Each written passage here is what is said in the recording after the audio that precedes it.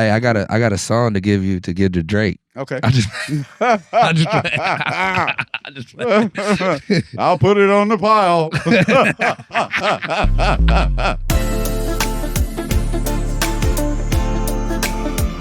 Oh, it's crazy, baby. Hello and welcome, everybody, to the Dope Podcast. We're here with my brother and friend, Tyla Yaweh. It's a pleasure to be on here. My brother, how you been? Man, God is good. I'm a father now, and Congratulations. it's been nothing but blessings. Wow. It's fresh born, 3 weeks. It's been amazing. That's wonderful, man. Tell us a little bit about you. I mean, like where you came from, where you started, how you got into music, and Man, I'm from a small town called Altamont Springs, Florida. It's in the outskirts of Orlando. And I'm from a place that's not the easiest place to survive in, you know? Is that right? And but it's a blessing to get out of there and still go back there and be the person that I am and the inspiration that I am. And I started off skateboarding, being a degenerate. I've gotten in a lot of trouble in my life, and that was my testimony in life that I had to deal with to be the man that I am today. And I love those moments. Some moments I regret, but some moments that I got away with, some I didn't, you know? Yeah. And I'm just here today to just keep giving that life and that inspiration. And especially from my city, Orlando, not a lot of people come out of my city. And, Right.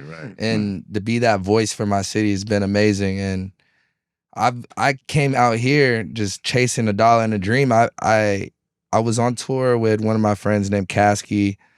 He showed me a way. Like, this is the first time I ever went on tour. I was still living in Florida at that time. And I see all the like fans and everything. I'm like, man, there's a way to this. I don't have to be on the streets. I don't have to be getting in trouble. And I went back to Orlando. We went to Miami to be with Birdman. I've seen that whole lifestyle, and I'm like, man, I need this. Like, Yeah. I was in the Hit Factory. I was at Bird's crib. He gave me like moments of speeches to me, like actual conversations that still sit with me to this day. Right. That changed my life, you know. And Well, you were with the right people. With I the mean, that's a plus there. yeah, so it's just the mentality I always had as a kid is just envisioning what I wanted, and I always wanted something more. I've been on my own since I was 15 because How old are you now? I'm 29 years old. 29? Yeah, I would have thought you were around 24, 25. Hey, man, black don't crack. Cool. Nah, but I was on my own, and this music was all I had that I could cope with. And I made a way with marketing and just going to be personal, giving people genuine energy. And I just one day I decided, I was like, I'm going to California. Like, I was like, I've seen everything. I came up with the owners of Rolling Loud. Shout out to them. I used to sleep on Matt and Tark's couch. They used to put me on all different shows. I opened up for Post Malone, obviously, during those times when his first times. Probably opened up for a lot of people like Travis. I can name a lot of dope artists from these times that's huge today. Right. And I was like, I got to go to California to chase his dream. And I was about to fly out, and one of my best friends was like, man, you're not going to fly out there and not know where you're going to go. And I had probably like $10,000 to my name. That wasn't going to last that long. Right. And he's like, bro, we're going to drive out there. I'm going to get a rental, and we're going to drive out there together. And we drove out there in like 24 hours, like 28 hours actually. We got there in one day, and we didn't stop at all. Got there, had an Airbnb for like a month. And it was that month was up. My boy was like, what are we going to do? He dropped me on Venice Beach. Wow. I was like, just drop me on Venice Beach. I had a suitcase and a skateboard. Wow. And I probably had like $6,000 to my name at that time because we was out here spending, we had to live, had the Airbnb. I had to spend some cheese, get some new clothes. I was just trying to, enjoy myself. And then I just got dropped off on Venice Beach, and I found my way. Wow. And it's crazy because when he dropped me off on Venice Beach, probably within like 4 to 5 weeks, I had an apartment, a condo. And he was like, how the hell did you do this? I dropped you off on Venice, and now you got a whole crib. So it's all about the power of manifestation. That's how I came up. Yeah, man. That's a hard one, to jump from Florida and come out here and try your luck in becoming successful. So, when did you start your music out here? I was already my career was already like I was already kind of cracking on SoundCloud. I had like a little fan base for myself that was internet fan base, and like when I got out here, I would hopped in studio sessions right away. And it was just I guess it was just God's plan too, because the people that I met, it was just already it was like 2015, 2016 era when the internet was going crazy. Like Right. the internet was like this is when the Uzi Verts and the Playboy Cardis and all different the Little Pumps, all those that crazy music that was dropping. all those XXX. that crew, yeah, Yeah, that whole and then we're Florida. We're from Florida too, so we all came up with each other and we all came out here.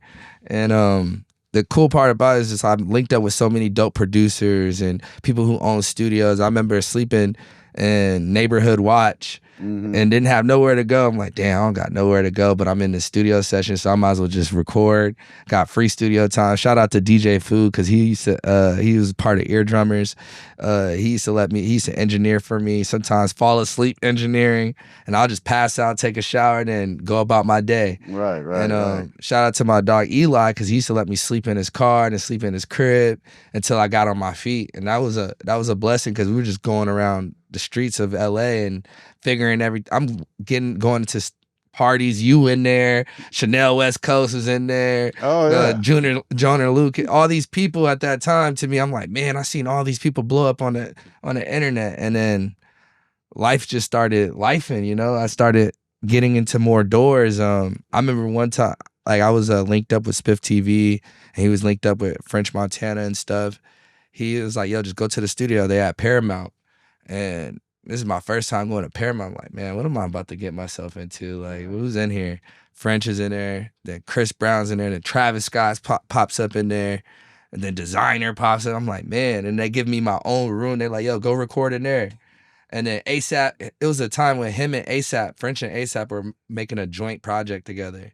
And I'm just like chilling, Danny Boy Styles, Harry Fraud, he produced it, he was in there, and nobody's like, there's mad beats just going on in there, and I'm like, y'all just wasting time right now. I'm like, I'm freestyling in my head. I'm a nobody at this time. And I just started singing out loud and just started freestyling out loud. And so when did you first start? I started making music, man. I've been singing my whole life. My sister was in a girl band actually in Orlando, and they had like a distribution with Sony. And this is a time when Orlando was producing a lot of bands and stuff. And it was called Deeziac. And I used to go to all her studio sessions, her shows. They were doing parades, all that like cool stuff. And I thought it was super interesting. And I always sing myself. And I always give it up to my my chorus teacher because I hated chorus. Yeah. It was middle school, probably like I had to do chorus for like the whole my middle school for some reason. Like they didn't give me no PE or gym. I was that bad. I was a badass kid, and and I hated chorus, but I can sing. Like we were talented. Like my sisters sing, my mom so you sing. in a choir? Yeah. So one day, like I was not participating at all, like at all, and out of nowhere, Miss Longoria, she was like, "You're the lead singer of this song." I'm like, nothing to do with Eva Longoria. Nah. Her name was her name was Miss Longoria. I don't even know her first name, but she was like, "You gotta be. You're like, if you don't be the front runner and the lead singer of this song, you're gonna get an F." Yeah. I'm like, damn, my mama gonna beat my ass if I get an F. So I was like, I gotta do it. So I just sucked it up and just practicing, and I actually sing. So she was like, I think she caught me singing a song one day. I was singing some song with all the people in the class. We were just all just clapping around. I was freestyling and stuff. And I felt like she overheard me singing. And that day, it was the day she made me be the front runner of the whole squad. Right. And I just remember the first concert at my school, I sung and all the girls was just like, screaming. And I was like, man, that feeling right there was I was like, oh, so this is my calling right here. You remember movies like that? There's so many movies that you've seen where there's one person, one teacher that shows an interest in you and that sets your career off. You know what I'm saying? So that's a beautiful story. It's Yeah. it's amazing. Uh, I call it American Dream. right. And right. then like a lot of artists have the same story and the same upcoming, and it's an autobiography. We all like are in our own movie. We're in our own story. Exactly. That's what life is about. That's what life is about within yeah. any course of life, wherever you take it. And I think about that every single day. Like, yo, this is a movie. This is a movie. This is a scene. Right. This is a scene. Like, the moments is everything I live up for, and I'm young. I'm 29 years old. I got so much life to live. Yes, and absolutely. Sometimes I'm like, man, I feel like I'm getting old. I'm like, I'm getting young. When my friends say I'm getting old, I'm like, I'm getting younger. Like, this is getting younger and younger because it's more stories, more moments, and more bullshit you're gonna go through too. Yeah. Me and you and me too. Rather, my doctor told me that I had the body of a 20-year-old, and when he told me that, when she told me that, I said, "Damn, really?" Yeah. I mean, like I love you. I love you. Nah, health is wealth, and that mind state is everything. Yes, sir. And a lot of people and as a youngin, a lot of our youngins are drifting off into a mind state that's making them sick, and that's making their bodies feel toxic and giving them these aches and pains. So I wake up every day with love and just light. Yeah. When people have like they're angry at the world, it changes their life because you have that mentality that's holding you back. You know what I mean? Exactly. And when you do have a mentality like yours, then you're going to succeed because you are moving forward. You're happy. You're sure of yourself. So that's I think a lot of these people ain't having enough sex. That's probably what it is. Oh, okay. Oh, God. You see, I just had a baby. I'm trying to have another one. I'm like, you get back to it. Well, you're going to have 3 now? I might as well. Hey, man, right on. We got to spread the young blood's got it going on here. Hey, when I get your age, they got to take care of me, man. So your wife is a very prominent woman, and she is definitely one of those people that keep me going too, and keep that energy in the house every single day. She's a very positive, hard-working woman. She's supposed to be working today, but she's like not feeling too well because she just had a baby. Well, of course, you can understand that. But she works so hard, and she's always just have something going in her brain. It's like a spark of energy, and it's love too. It's genuine. So that's how we connected. Like, we connected off of just pure. Where'd you meet her? Honestly, I met her on her podcast. Oh, really? Yeah, I met her. Wow. Okay. Almost. We've gone on 2 years now. Right. So cool. Yeah. What have you got going on now? Are you recording, or are you? Right now, I'm innovating myself as an artist to give back as much as possible, and that's been my whole thing. Like, I have so many accolades. Like, I've been on world tours, have multiple platinum records, golds, have my house. I have a beautiful house, have a beautiful wife, have kids. Now it's time to give back, like, to artists that are inspired by me. And I'm focused on my career every single day. I love making music, and I have an album that I'm dropping under my band, Rager Boy, and I'm like the front runner.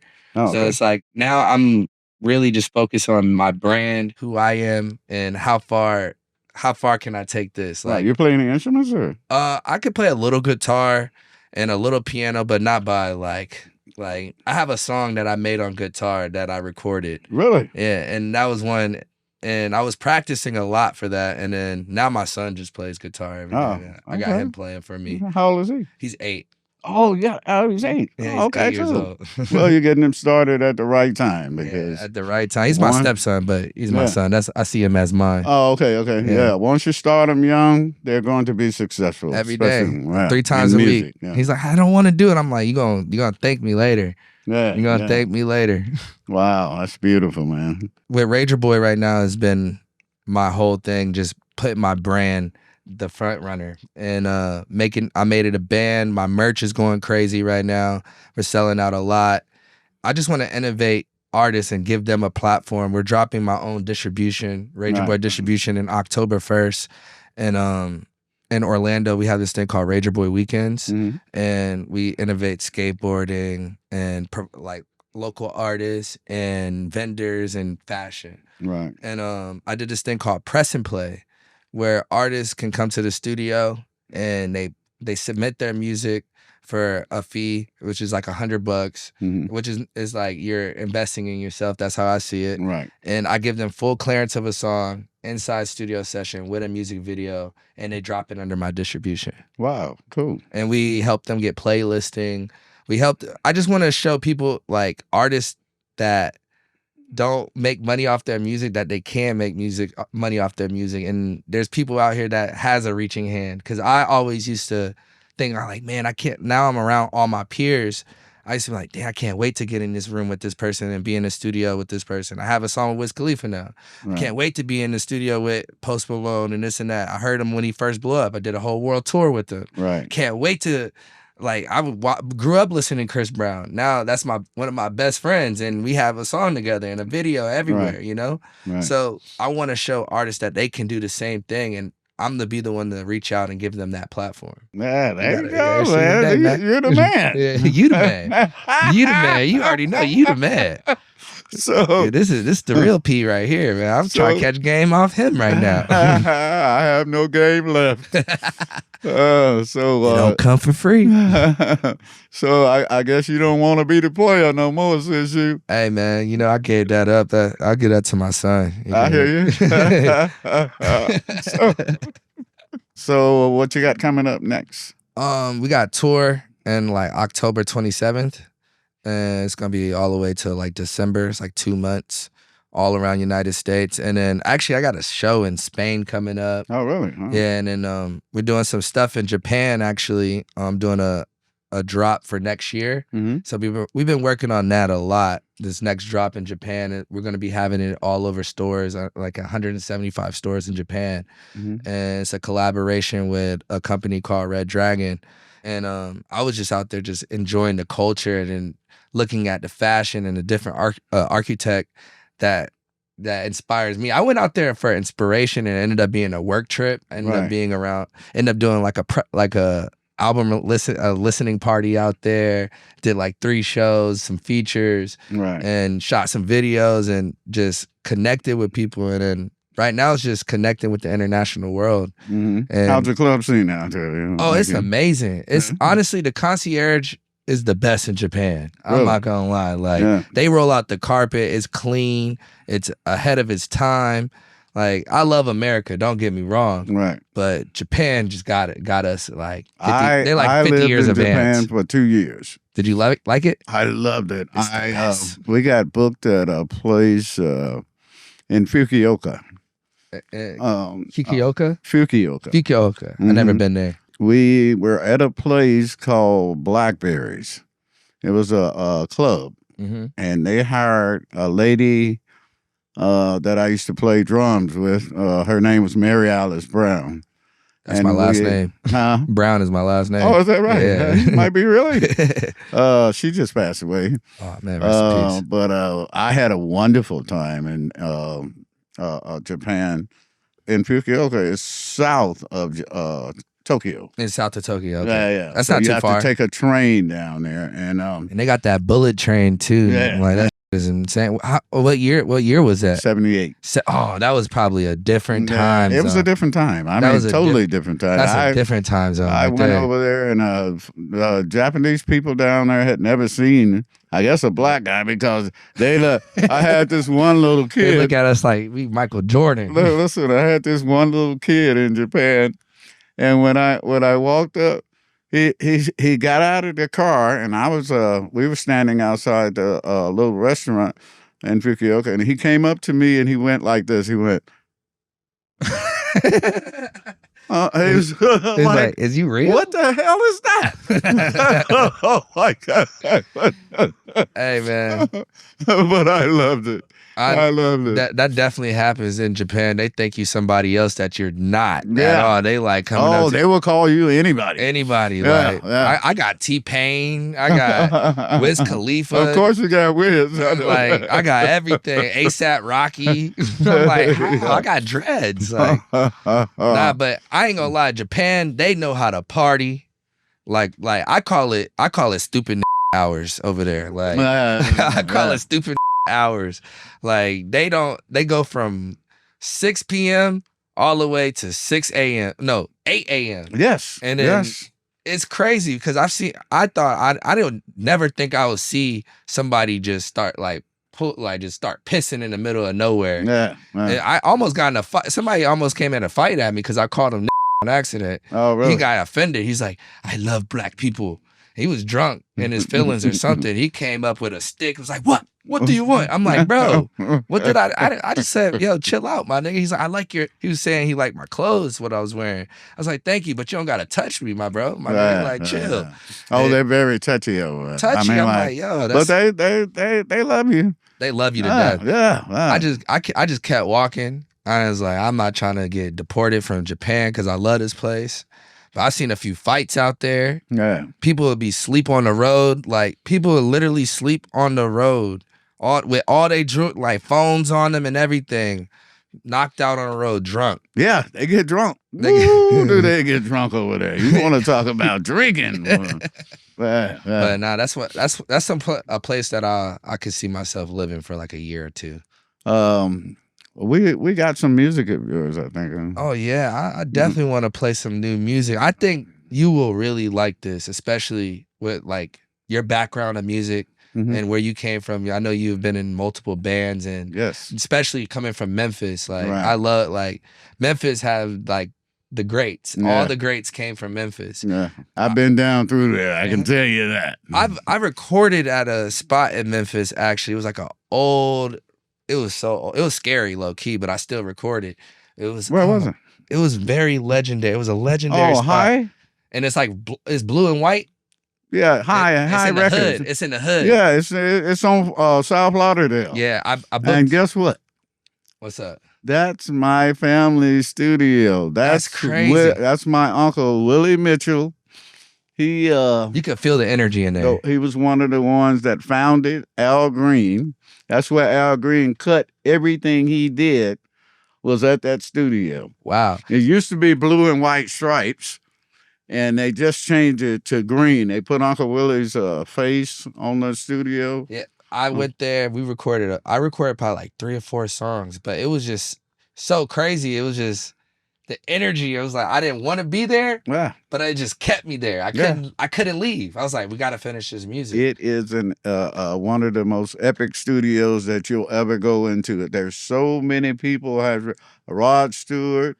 They said everybody been there. Everybody could think of. Everybody could think of. John Mayer, the Rolling Stones. I mean, like, it's so many people recorded in that studio, and they still got the same mic in there that in the sound booth, and it's like in the middle, like with a glass. With the glass. Yeah, it's like one giant room. And got a piano. You walk in right here. And he built his little studio, little section, but it's not the biggest. Did you go upstairs? Yeah, to go upstairs. Yeah. You went upstairs. I went upstairs.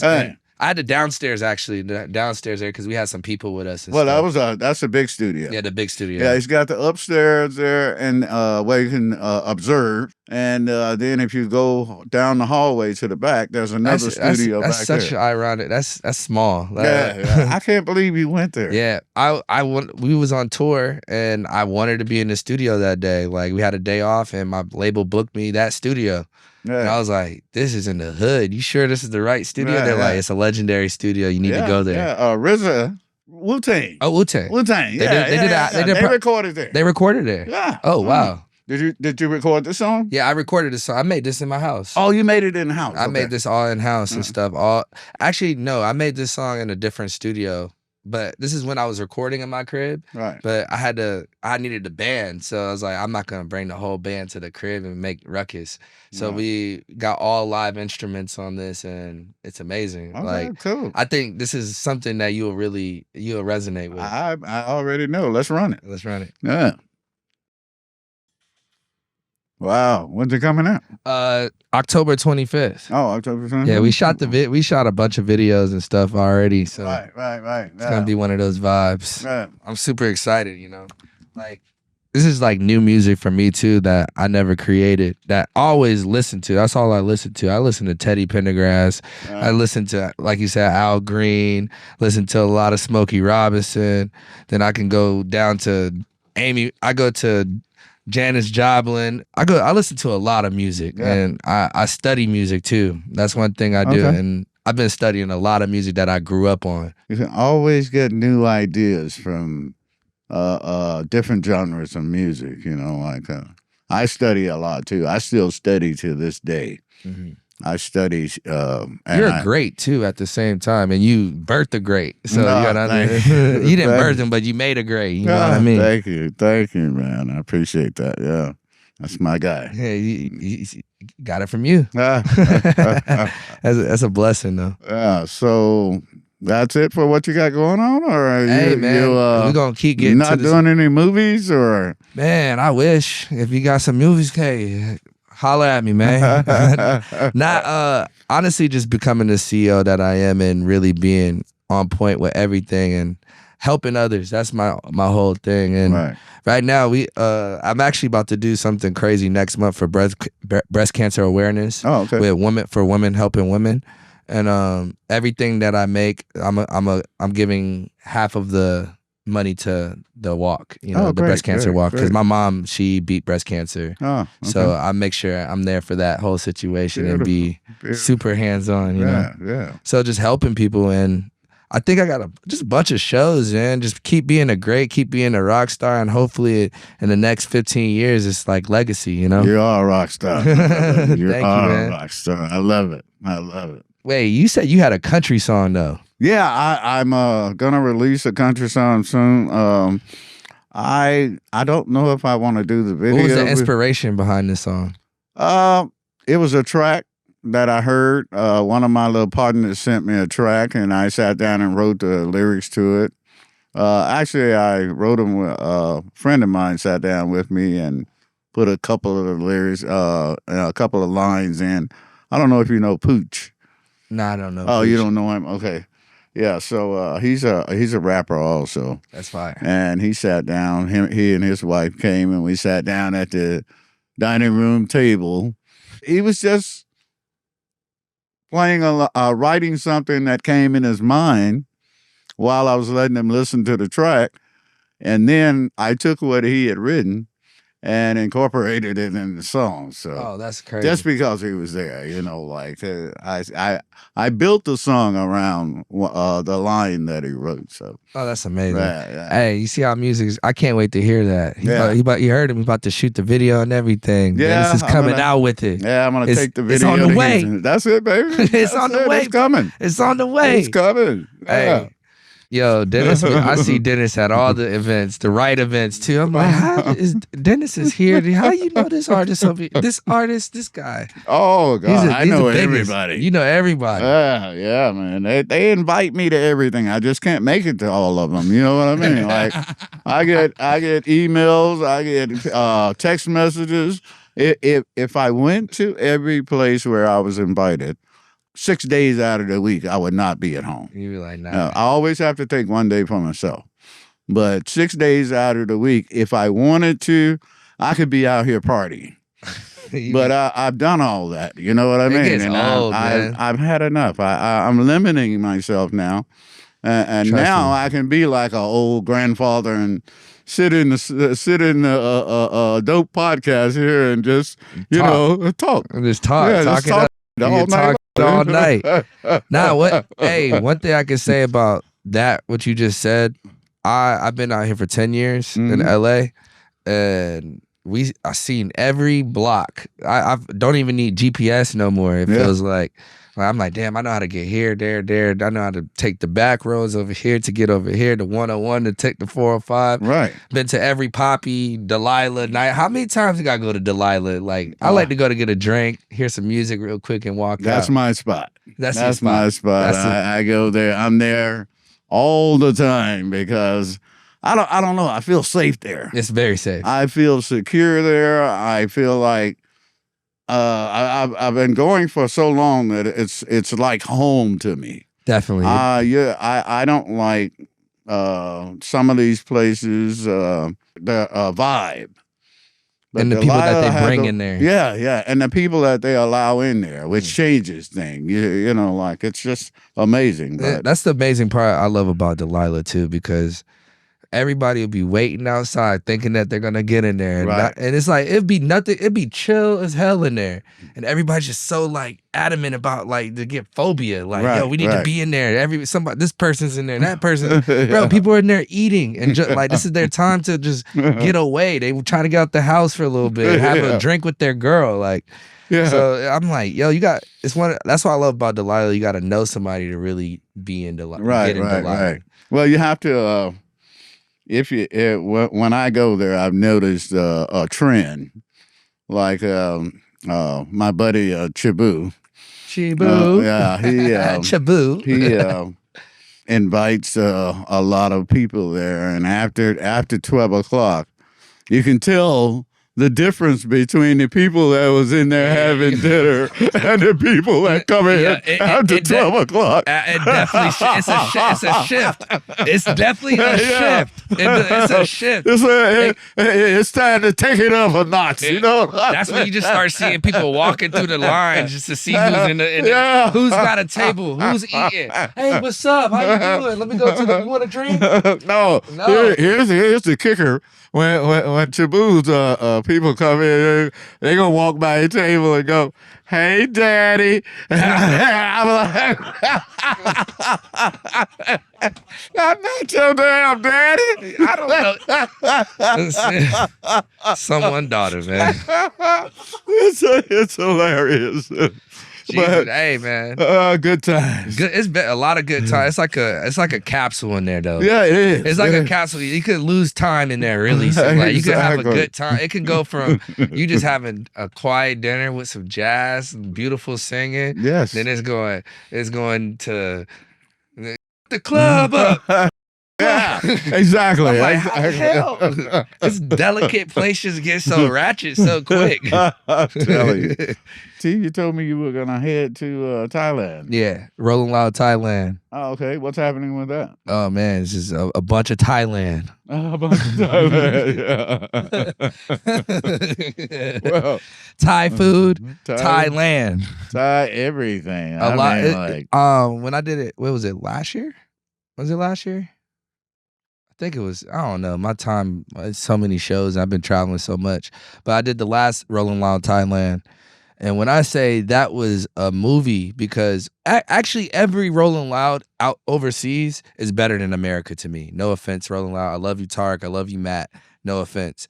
It's just because it's a bunch of us artists and it's a bunch of people that really with you and they don't get to touch you. They don't get to see you.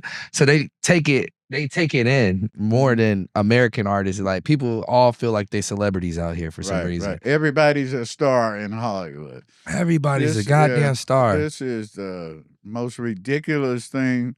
And it makes California look so damn crazy that everybody you meet out here is a star. Man, I asked somebody else what their career is. I'm an influencer. Yeah. I'm like, so what are you influencing? You know, I do TikToks. I'm like, what the? That's not no job or no career. Like, there's people that got careers and jobs doing that. No offense. Like, they do their thing. They got their brand deals and they're consistent. And I don't take that from nobody. But when everybody's trying to be the same thing and you still sleeping on a mattress with 5 other people in a 1-bedroom apartment, right, you gotta get a job, bro. Yeah. Get a 9 to 5. It's absolutely crazy. Hey. And every guy you run into out in California, they're promoters. They got the best tables. You see them standing in the bars and don't have a quarter to even buy a drink, which is so ridiculous. I mean, like, I thought you told me you were a promoter. Can you buy me a drink? Can you buy me a drink? Can I get a drink at your table? Let me get a shot. Let's get a shot. Ridiculous. I haven't seen you in forever. Boy, I don't even know you. How many people like act like they know you? Like, do you ever get that it's always every time you go out, like that one person that swears up and down that y'all are friends to the point he said, "I love you, bro." I'm like, what? I just met you at an after party, bro. We had 2 seconds of a talk and you love me already, bro. Like, that's crazy. Or come up to you, I know you. I said, no, you don't. You don't know about me. You don't know nothing. You don't know me. You know my discovery. That's right, it. Right. It's just nuts. I mean, like it's delusion. Yeah. I call it delusion now these days. Like, and I blame it on the internet, but the internet is such a great tool because it helps a lot of people finances and incomes. But it's just the way certain people feel like they could go buy a bunch of followers or have a blue check. Now you can buy it on Instagram. Right. They get one viral moment. Their lives is everybody knows them. Everybody's a star on Instagram. Like you get 10 million views on one TikTok, you famous. You automatic famous, but it's just 10 million people just seen that. Right. Nobody, you didn't have 1% of those people buy one piece of product from you. You didn't have them. They didn't buy one. Nobody knows you. Nobody knows you. They just know that one clip in that one moment. If you keep making those clips, yo, I give it to you, you know? And those viral moments they get monetized. They get money, you know? Yeah. But some people need to wake up and go get a job, bro. Like, I don't think nobody has a job in LA. I'd never see nobody go to work. They always wake up at 6. Yo, what are you doing tonight? Oh, I'm going to this dinner. How the hell you paying for that dinner, bro? Like, how this girl paying for that dinner but got no job, no car? They Uber everywhere. Yeah. No crib. Yeah. Nothing.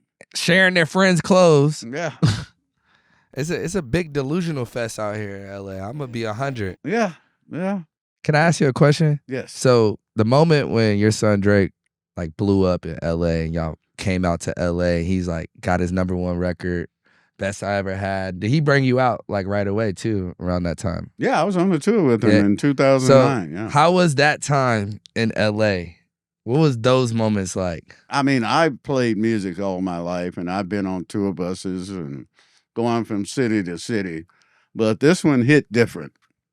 It was like the excitement was just overwhelming, and to walk into an arena with him and hear the screaming and oh my God, man! I made a bet with Drake when he was 5 years old. He goes, "Dad, I'm gonna do more music than you ever did." Wow. I'm gonna do more. I'm gonna be in more movies than you were ever in. More TV, he said. I said, I'll tell you what.